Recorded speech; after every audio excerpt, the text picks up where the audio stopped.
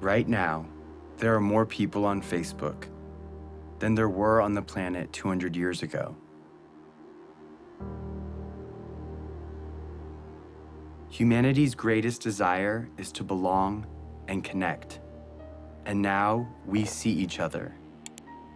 We hear each other. Grandpa, I love you. I love you. Well, I want to take a picture. We share what we love, and it reminds us what we all have in common. Dug out alive and well after 7.5 days. If you believe in yourself, you will know how to ride a bike. Rock and roll! So now technically your device is on. Can you tell? Oh, that's exciting!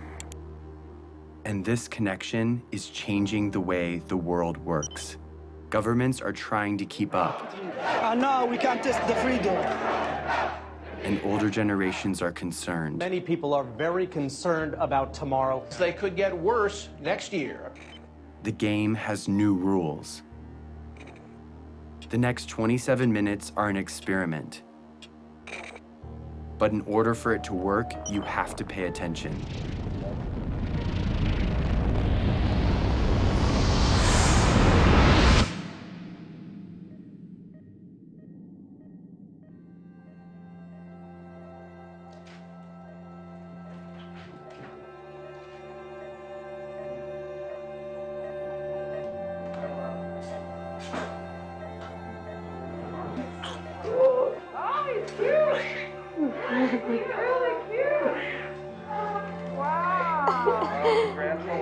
I can hear him.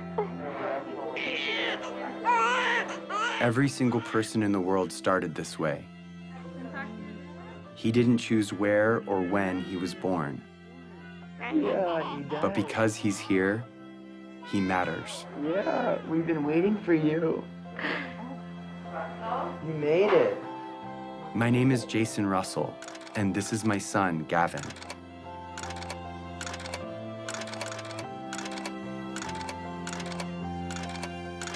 He loves jumping on the trampoline, being a ninja, and dancing. What are you doing? Making snow angel. How do you do that? You do this. And just like his dad, he likes being in movies. Action. Look out! Look out, people! Run! There's a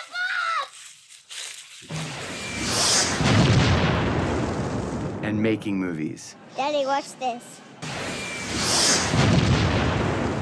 think you got the video. But he was born into a pretty complicated world. And as a dad, I want him to grow up in a better world than I did. And because of the course of events in my life, I see a way to get there. It has become my job. Who are you to end a war? I'm here to tell you, who are you not to? Hey, Gavin, what's up? Years before Gavin was born, the course of my life was changed entirely by another boy. And who's this right here? Jacob. Who's Jacob? Jacob is our friend in Africa. It's been almost 10 years since Jacob and I became friends. It's okay, they're nice. These are different than sharks. But when my friends and I first met him in Uganda, in Central Africa, it was in very different circumstances. He was running for his life.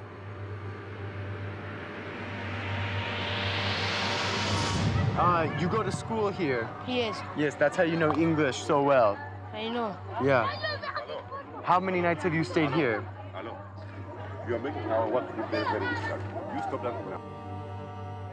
The night I first met Jacob, he told me what he and other children in northern Uganda were living through. We worried the rebel when they raise us again, then they will kill us. My brother tried to escape. Then they killed using panga. They cut his neck. Did you see it? I saw.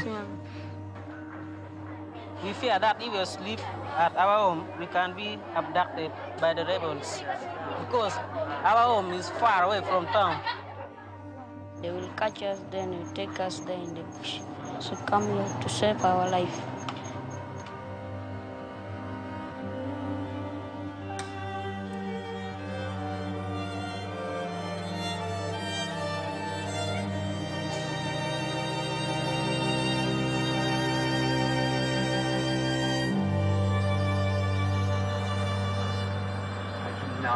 This is surreal. You cannot believe it. This has been going on for years. If that happened one night in America, it'd be on the cover of Newsweek. What is it that you want to be when you grow up? For me, I wanted to be lawyer, but no money. I don't have money to pay my school fees, so that I learned and then I be lawyer. After spending a few weeks with Jacob, he told me something I would never forget. So it is better when you kill us. And if possible, you can kill us, you kill us. For us, we don't want now to stay. Because you don't want to stay on Earth. We are only two, no one taking care of us. We are not going to school. So you would rather die than stay on Earth. Yes. Even now. Even now.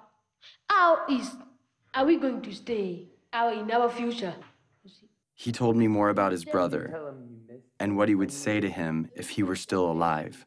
I love you, but now I miss you. So it is better when we meet. We are going, even if we are not going to meet, but we may meet in heaven, you see. So it is better. I will not talk much. I will start something.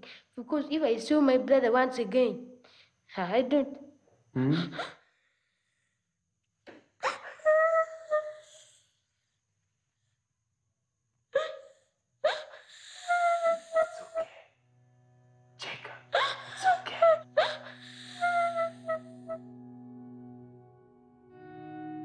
Everything in my heart told me to do something. And so I made him a promise. And we are also going to do everything that we can to stop them. Yes. Do you hear my words? Yes. You know what I mean? Yes. Yes. We're going to stop them. We're going to stop them. I made that promise to Jacob, not knowing what it would mean. But now I do. Over the past 9 years, I have fought to fulfill it. And the fight has led me here, to this movie you're watching. Because that promise is not just about Jacob or me. It's also about you. And this year, 2012, is the year that we can finally fulfill it. And if we succeed, we change the course of human history. But time is running out. To level with you, this movie expires on December 31st, 2012. And its only purpose is to stop the rebel group, the LRA, and their leader, Joseph Kony. And I'm about to tell you exactly how we're going to do it.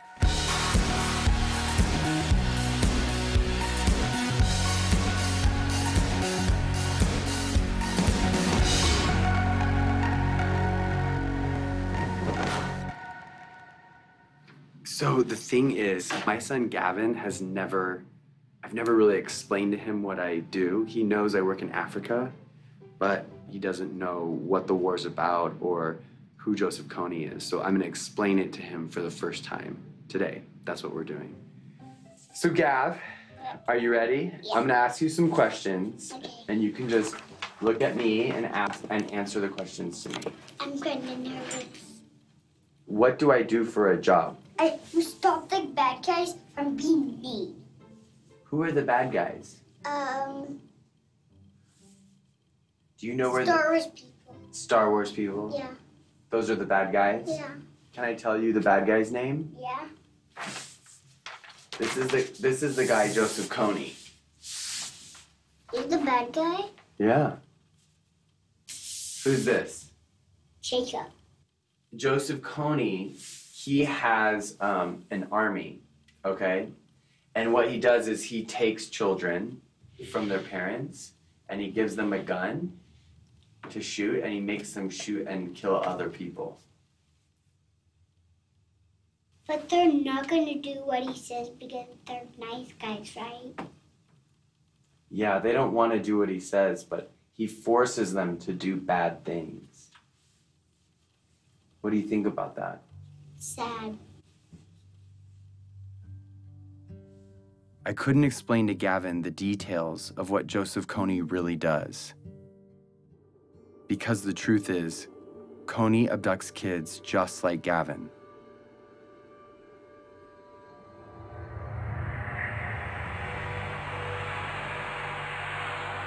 For 26 years, Kony has been kidnapping children into his rebel group, the LRA.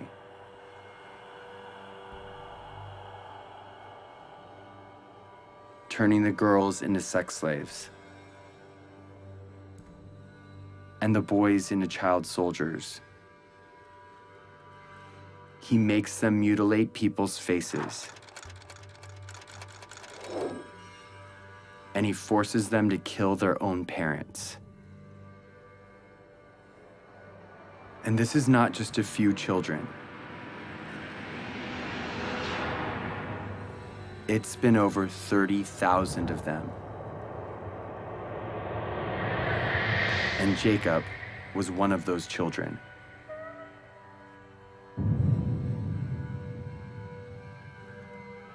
As if Kony's crimes aren't bad enough, he is not fighting for any cause, but only to maintain his power.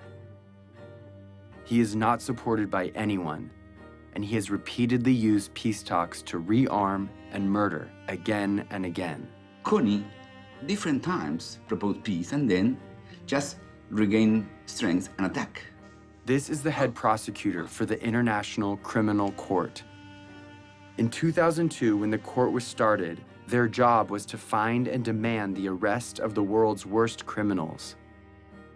Although there are a lot of warlords, murderers, and dictators in the world, the perversity of Kony's crimes made him first on the court's list. Kony is the first guy indicted by the ICC. But the crimes basically are these: crimes against humanity and war crimes committed against the civilian population, including murder, sexual slavery, rapes, abductions. We need to plan how to arrest Kony. Start to plan and start to be serious. In fact, the only way to stop Kony is showing him, guy, we're going to arrest you. What do you think we should do about it? We should stop him. The criminal here is Kony. Stop him, and then solve all the problems. We should stop who? Him. It's obvious that Kony should be stopped. The problem is 99% of the planet doesn't know who he is. If they knew, Kony would have been stopped long ago. Let the world, let the international community take justice to him there. Follow him wherever he is. First, to rescue our children. And secondly, to deliver the justice. We are determined to cooperate with any friend of Uganda to ensure that this mindless killing and slaughter is ended. When my friends and I came home from Uganda, we thought that if the government knew, they would do something to stop him. But everyone in Washington we talked to said there is no way the United States will ever get involved in a conflict where our national security or financial interests aren't at stake. No administration, Republican, Democrat, Obama, Bush, Clinton, doesn't matter, would do enough because it's simply not an important enough issue on the radar screen of American foreign policy. Since the government said it was impossible, we didn't know what else to do, but tell everyone we could about Jacob and the invisible children. Let's show this movie to as many people as possible in such a way that we can't be ignored. And when we did, people were shocked, and their awareness turned into action. We started something, a community. I have friends that have been living in this conflict their entire life. Fight for that, because that is what is going to change this world, and that is what defines us. We got creative, and we got loud. It's not over! It's not over! And as the LRA began to move into other countries, Jacob, and other Ugandans came to the US to speak on behalf of all people suffering because of Kony. Even though Uganda was relatively safe, they felt compelled to tell the world that Kony was still out there and had to be stopped. I'm here so proud advocating for the people who are back at home. And this change we're going to make is going to last forever. We built a community around the idea that where you live shouldn't determine whether you live. We were committed to stop Kony and rebuild what he had destroyed. And because we couldn't wait for institutions or governments to step in, we did it ourselves, with our time, talent, and money. So we rebuilt schools. The best you can offer a child is by letting them be independent, and that was providing education.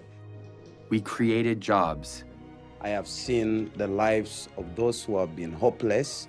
Now they have hope. And we built an early warning radio network on the front line of the war to protect villages from rebel attacks. To update real time what's happening on a war zone 8,000 miles away. All of this was funded by an army of young people who put their money toward their belief in the value of all human life. They gave a few dollars a month of what little they had to a program called Try, and proved that a bunch of littles could make a big difference. And as a result, the unseen became visible.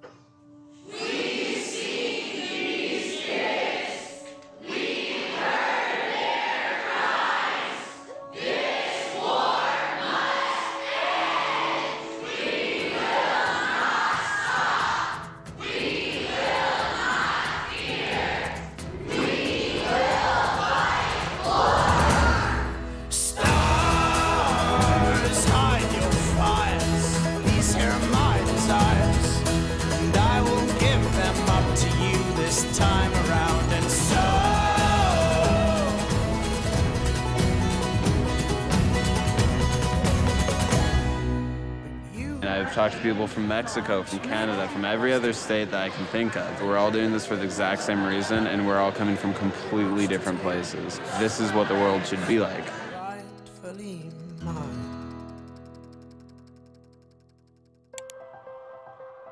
So with hundreds of thousands of people with us, we went back to Washington, D.C., and we met with congressmen and senators, one by one, on both sides, Republicans, Democrats, and they all agreed with us.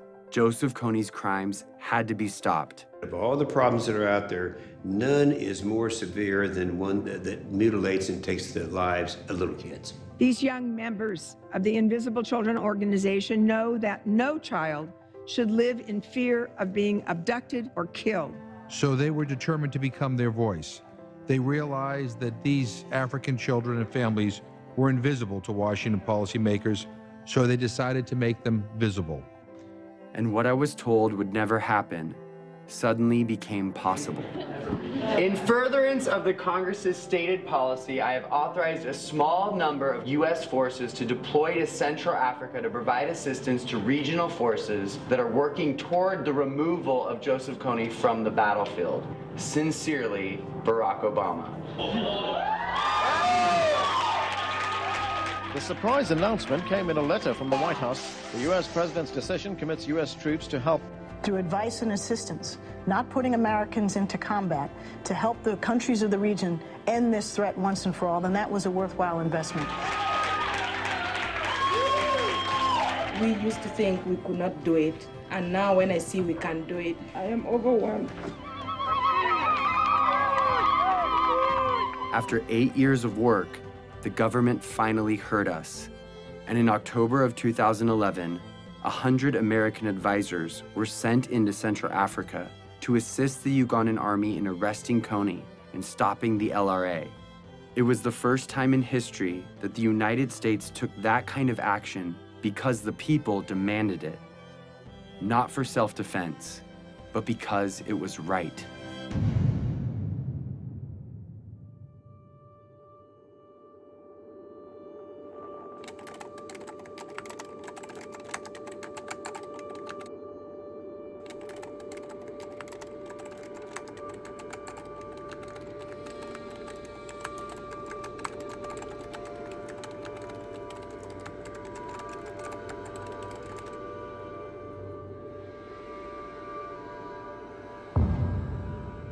We've come so far, but Kony is still out there. He's recently changed his tactics, making it even more difficult to capture him. And international support could be removed at any time. If we take the pressure off, if we're not successful, he is going to be growing his numbers. People forget, and you got to remind them, and it takes numbers to remind them. And if interest wanes, then it'll go away. And I'd end up standing out there alone trying to do something to support completing the mission. It's got to be 2012. It's not bad for the youth, it's bad for the world if we fail. It's not important just for Ugandan people, it's important for everyone. It's hard to look back on some parts of human history, because when we heard about injustice, we cared, but we didn't know what to do. Too often, we did nothing. But if we're going to change that, we have to start somewhere. So we're starting here with Joseph Kony, because now we know what to do. Here it is. Ready? In order for Kony to be arrested this year, the Ugandan military has to find him. In order to find him, they need the technology and training to track him in the vast jungle. That's where the American advisors come in. But in order for the American advisors to be there, the US government has to deploy them. They've done that, but if the government doesn't believe the people care about arresting Kony, the mission will be canceled. In order for the people to care, they have to know, and they will only know if Kony's name is everywhere.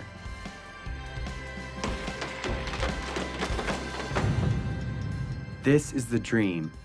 Kony arrested for all the world to see, and the abducted children returned home. Here's the biggest problem. Yeah. You want to know what it is? Yeah. Nobody knows who he is. But I know who he is because I see him on this picture right now. He's not famous. He's invisible. Joseph Kony's invisible. Here is how we're going to make him visible. We are going to make Joseph Kony a household name, not to celebrate him, but to bring his crimes to the light. And we are starting this year, 2012. We are targeting 20 culture makers and 12 policymakers to use their power for good. Let's start with the 20 culture makers. Celebrities, athletes, and billionaires have a loud voice, and what they talk about spreads instantly. I'd like indicted war criminals to enjoy the same level of celebrity as me. That seems fair. That's our objective, is to just shine a light on it. If our goal is to get Kony's name known, the known should join us. We are targeting 20 of the most diverse and influential culture makers to speak out about Kony and make him famous. Oprah, Mark Zuckerberg, Ryan Seacrest, Bono.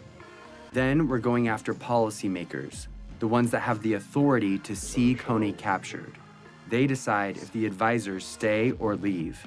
So we need to remind them that in this election year of fighting and name-calling, no matter what side you're on, this is something we can all agree on.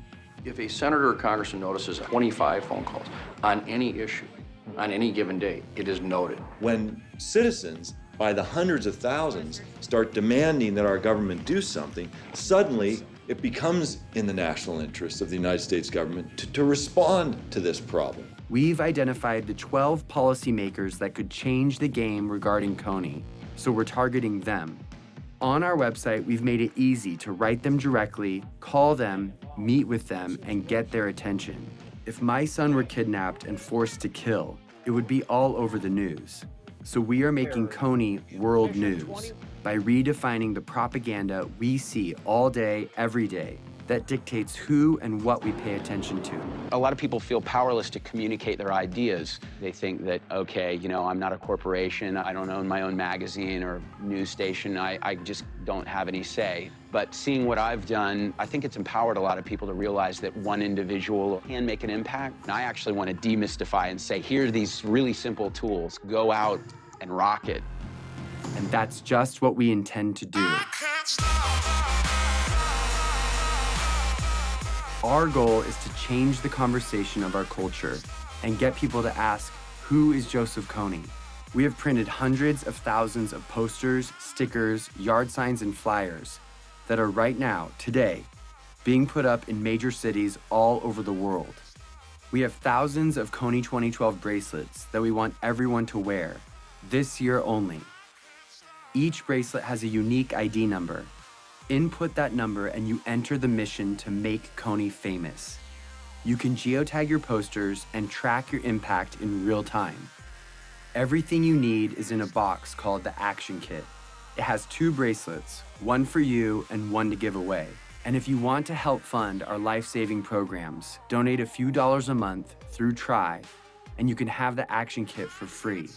Start making Kony famous today. But all of these efforts will culminate on one day, April 20th, when we cover the night. This is the day when we will meet at sundown and blanket every street in every city till the sun comes up. We will be smart and we will be thorough. The rest of the world will go to bed Friday night and wake up to hundreds of thousands of posters demanding justice on every corner.